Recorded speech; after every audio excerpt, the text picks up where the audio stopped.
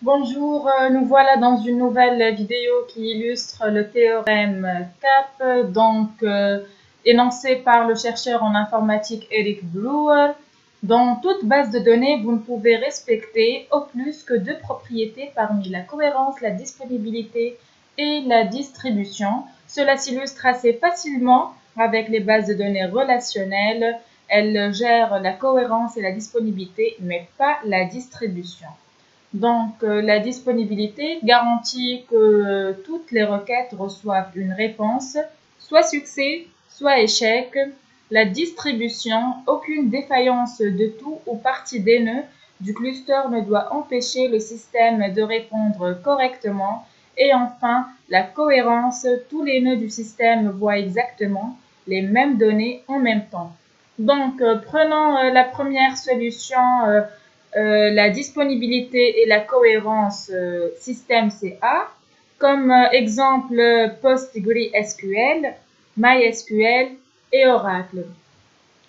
Après la cohérence et la distribution, HBase, MongoDB et Redis. Et enfin, la disponibilité et la distribution, Amazon DynamoDB, Cassandra, React et CouchDB.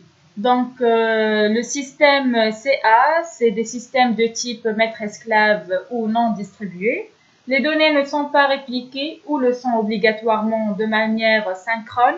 Les performances sont moins importantes que la fraîcheur et la disponibilité des données.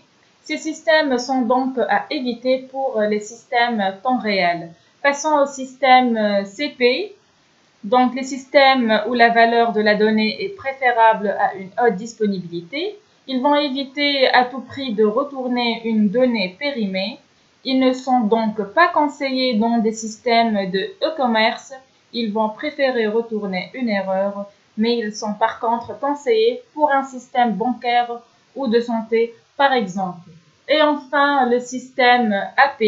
Ces systèmes vont plutôt privilégier la disponibilité plutôt que la consistance. Ces systèmes sont donc à privilégier quand la disponibilité est problématique principale. Prenons l'exemple de sites marchands. Ces systèmes ne vont donc pas obligatoirement retourner la valeur d'une donnée.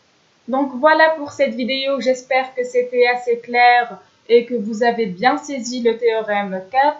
N'oubliez pas de vous abonner sur ma chaîne YouTube et on se voit dans une prochaine vidéo. Merci.